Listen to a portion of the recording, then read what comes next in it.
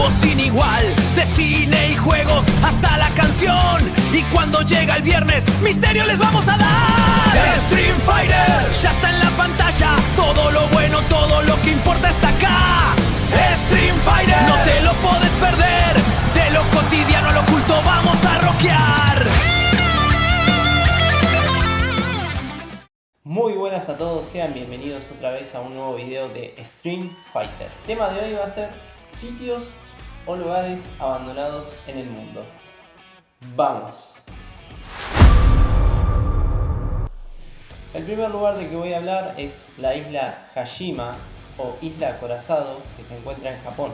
La historia de la isla Hajima comienza en 1810, cuando un grupo de pescadores que se encontraba navegando cerca de esta pequeña isla rocosa, ¿no? Más que nada, se da cuenta de que en la superficie había carbón. Este descubrimiento lleva a que la gente cercana empiece a extraer beneficio de la isla para, recién en 1887 crear el primer pozo de mina de carbón en la isla Hajima. En 1890 la compañía Mitsubishi compra la isla por 100.000 yenes y ahí es cuando empieza la verdadera explotación industrial, ¿no? Ellos se dieron cuenta de que si había un montón de carbón en la superficie, abajo tenía que haber muchísimo más todavía. Compra la isla, empiezan a crear pozos más grandes, ¿no? Todo, y también empiezan a crear muros alrededor de la isla para contenerla de los tifones y olas que pudiera haber violentas, ¿no? En 1916 la compañía Mitsubishi crea el primer edificio de hormigón armado en Japón, que ellos le llamaban el bloque 30. Este era un edificio con 7 pisos con apartamentos para los trabajadores de las minas y sus familias también.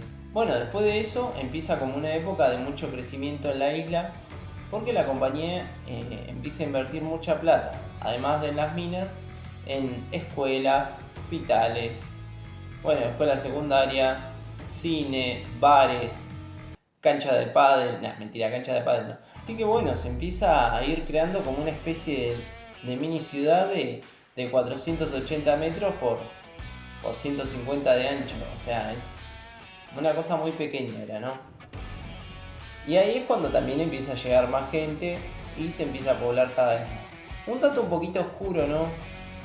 Yo diría bastante oscuro, es que entre 1930 y 1945 en la isla empiezan a llegar muchos prisioneros de guerra de lo que era Corea, China, y los japoneses los empiezan a traer para trabajos forzados, los hacen trabajar muchas horas en lo que eran las minas submarinas y tenían mucho maltrato físico también. Mucha gente de la que estuvo ahí, muchos prisioneros murieron en la isla debido a estas razones y era un dato importante para mencionar. Para 1959 la isla alcanzó su máxima densidad poblacional. Digamos que fue el lugar más poblado del mundo por kilómetro cuadrado en ese momento. Llegaron a vivir más o menos 5.250 personas o un poco más tal vez, y estaba repleto, era una locura. Entre 1960 y 1974 es cuando empieza a decaer todo, ¿no? ¿Qué pasó? Japón empieza a apostar más por el petróleo como energía principal que por el carbón, o sea, se empieza como a modernizar todo y el carbón empieza a perder su valor. Para 1974 la compañía Mitsubishi cierra la mina de carbón porque ya no era rentable para ellos y ahí es cuando se termina todo. Cierra la mina y se van todos de la isla porque ya no había trabajo, ¿no? Digamos. Así que esa es la historia de la isla Hajima. Se pueden hacer tours ahí y hay ciertos lugares a los que podés ir y a otros no, porque se te puede caer encima algo que ya la sal y eso la está haciendo pelota, ¿no? Así que eso fue la isla Hajima. La segunda ciudad de la que les voy a hablar se llama Kolmanskop, la ciudad que se tragó el desierto. Bueno, podríamos decir que es una ciudad, pero, o sea, era una ciudad muy chiquita, ¿no? Digamos, había muy pocos habitantes, pero por todo lo que llegó a tener, le decían ciudad. Su historia comienza en 1908, cuando un trabajador ferroviario llamado Zacarías Lewala se encontraba limpiando las vías del tren y se da cuenta de repente que en el piso, divisa en el piso como una especie de roca brillante. ¿Qué hace? La agarra y va y se la lleva a su supervisor, que era un hombre alemán llamado August Stoch, algo así. Un apellido alemán, bueno, este hombre se da cuenta que, bueno, efectivamente eso era un diamante.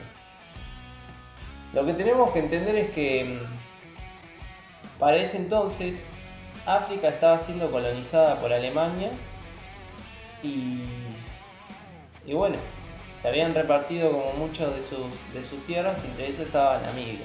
Después de eso, Alemania la declara como zona prohibida y empieza la reconstrucción de la ciudad gracias a la recolección de diamantes que se empieza a hacer en el lugar. Tenían fábricas de hielo, tenían bares, tenían salas de bolos, tenían una locura, tenían casino. No sé si dije fábrica de hielo. Bueno, finalmente la prosperidad fue tan intensa como breve y los diamantes en el lugar empezaron a ser cada vez más difíciles de encontrar, ¿no? Ya se ponía todo más caro, costaba más y ya, o sea, en ese momento cuando ellos llegaron los diamantes estaban en el piso, era una locura, ibas por ahí, te agachabas y agarrabas uno. Después ya empezaron a costar más encontrarlos y recién en 1928 se descubren nuevos yacimientos que también tenían diamantes en otro lugar y ya desde ese momento varias personas, varias familias empiezan como a emigrar del lugar.